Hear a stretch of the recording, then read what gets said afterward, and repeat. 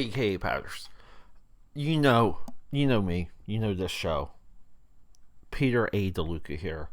Obsessive film freak coming to you from Philadelphia, PA. We're talking Mallrats today, 1995. There's a big reason why we're talking about this movie. And I know what I'm about to describe, a lot of you have experienced. So let's go. Oh, story time before we play that intro. Have you ever been away from a movie long enough where you become a different person? Life happens, right? Happens to all of us. But you're a different person. And enough time has passed between you and this film that there's a lot of daylight. Maybe there's a chasm. But when you watch this movie again, when you re-engage in this film, it could be a blockbuster, it could be a made-for-TV movie. You guys remember the John Voight Noah's Ark? You get my point. But you see the film for the first time all over again. Having this podcast, having this platform, it does bring me joy being able to share this with a lot of you.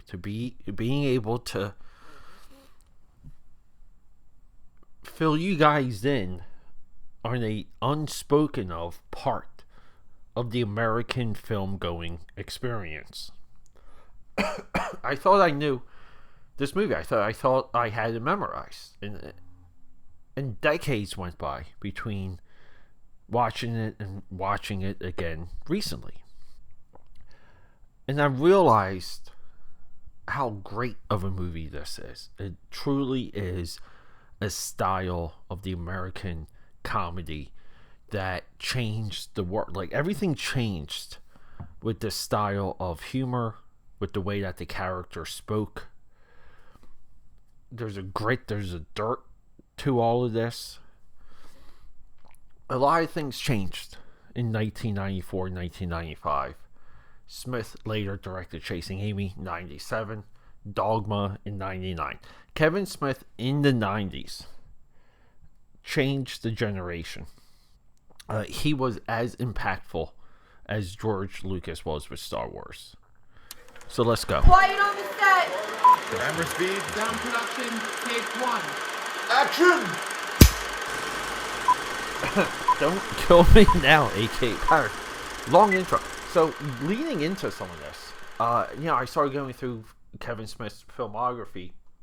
Now, I've been trying to do one, like, director, writer, film person, a film professional, like some type of a retrospective once a week. Last week we did Paul W.S. Anderson. That's the one behind Resident Evil, and Death Race. You guys hate that, right? Paul Thomas Anderson, P.T. Anderson, or Paul W.S. Anderson. Oh my God. The two of them should make a movie together. Let me just put that out there. I'm sure I'm not the first one.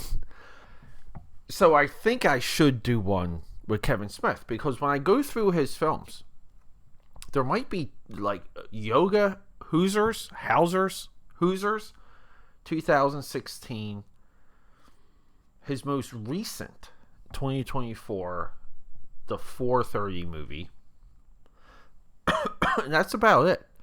All his other films, I'm pretty versed with. I'm also well versed in the Kevin Smith verse, or the View Askew verse. I don't even know if View Askew's even an operable company anymore. So I'm of the generation that spurred the insane, crazy demand for cheap independent movies. This was the 90s. The 90s had this explosion in Hollywood blockbusters. I believe the biggest run of Hollywood blockbusters ever. And then to contrast that, we had the rise of Sony Picture Classics, Fox Searchlight, Disney's Miramax, which was, people forget that Harvey Weinstein was essentially a Walt Disney employee. But Miramax really changed the entire game. So Kevin Smith befriends Harvey Weinstein, and they put out Clerks. And Clerks just changed. It's a movie you heard about instantly. Now, you also heard about a movie like Reservoir Dogs. You heard about John Woo and Hard Boiled. You heard about Richard Linklater, Slacker. You heard about The Crying Game. You heard Sex, Lies, and Videotape. Like, you would just hear about these movies, and you would go to the video store, and they would have just like one of them.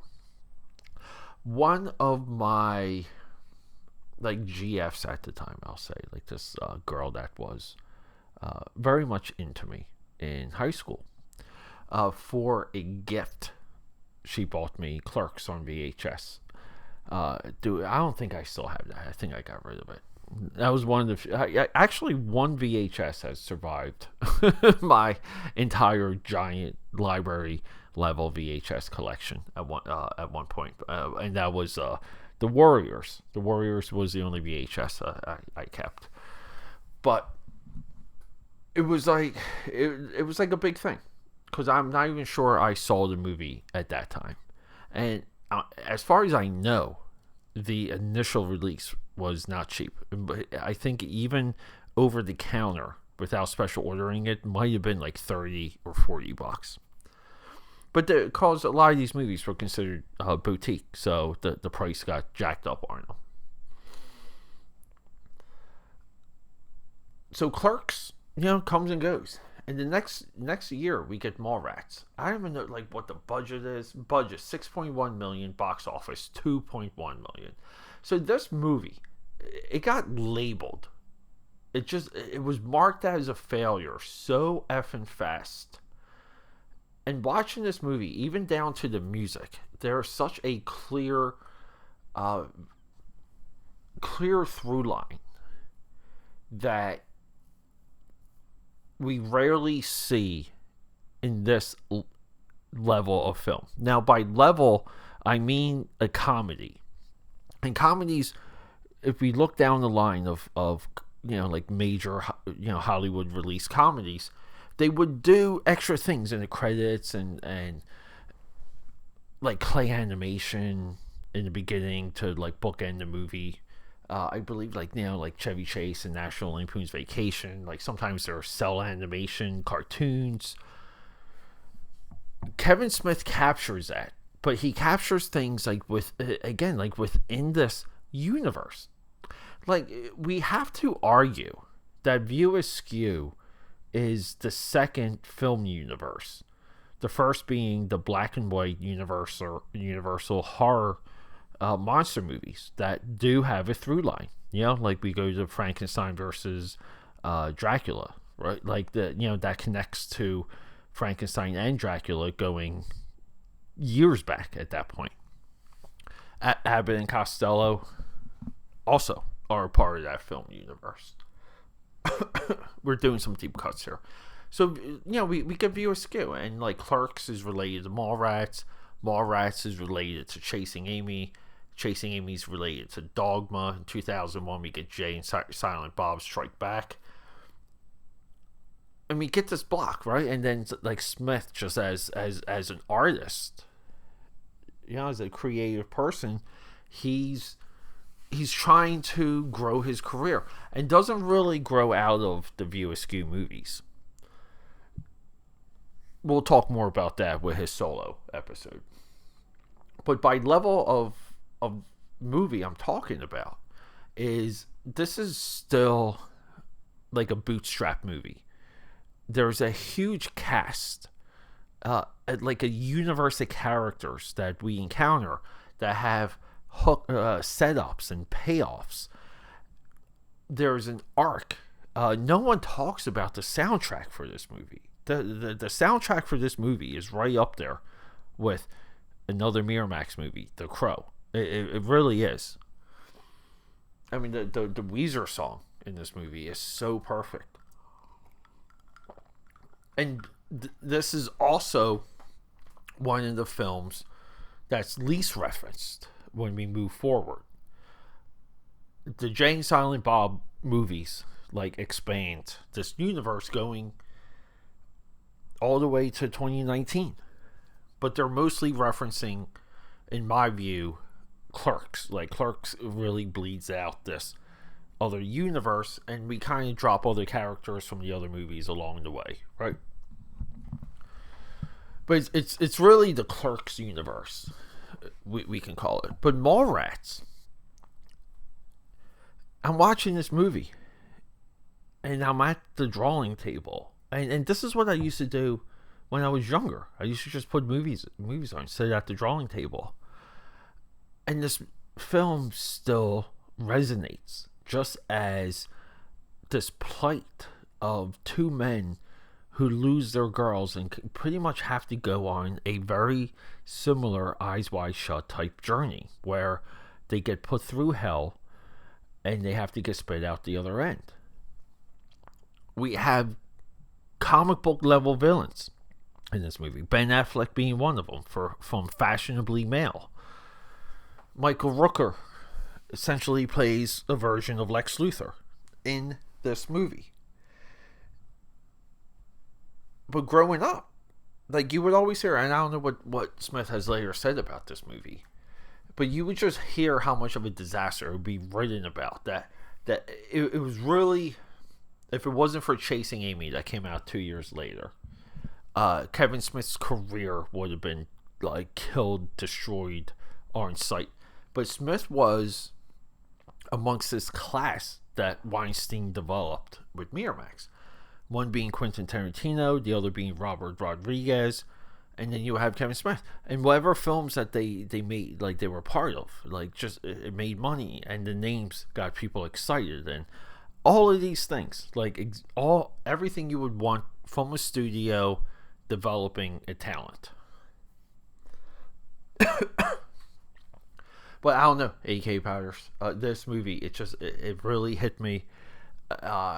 I know people like Clerks. I know people love Chasing Amy. I know Dogma's been out of circulation, right? That's been off the hearts and lips of many. It's just not accessible. But I have to say, if we take the 94 to 99, 90s Kevin Smith block, Mallrats, in my view, is the go-to one.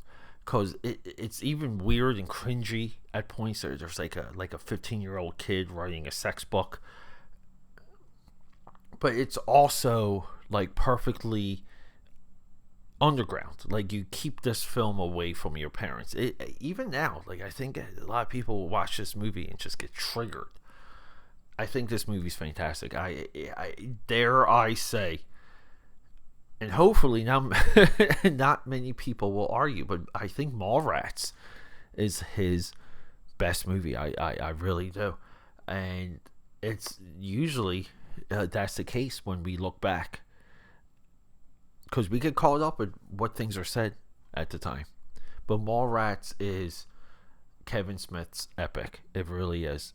There's just, again, it's an epic's worth of characters and plot lines and relationships, and the way how he does a thing. I always make this observation with Pixar, early Pixar.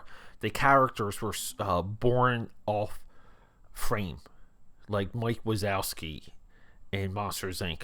was born outside the movie, and then he's in the movie, and his personality is fully formed, and head nods and relationships and eye rolls and all of these things. Like, it's a living entity, and the relationships within Mallrats feels so much like that quick passages, quick words, quick explanations are delivered, said, acknowledged, and moved on. And not many movies handle this many characters this well. I will tell you that. And whatever, again, I'm not familiar with, because I know Kevin Smith has as much out on social media as your boy here. I don't know what he said about his writing process. I have no clue. But it's got to be, as just a screenwriter, it's got to be one of the best writing processes there. Now, we'll discuss a couple other things about Kevin Smith when we do his solo episode, because I do feel like his style is not for everyone. It's just not. and I don't think it's for a general audience. With that said, I think that's why the underground movement, the true indie fans, loved Clerks. They loved Chasing Amy. They loved Dogma, and they would just like piss on this film. But it's a studio film, and it's his best. AK Powders, I love you guys. Rock 'em. Okay, that's a wrap.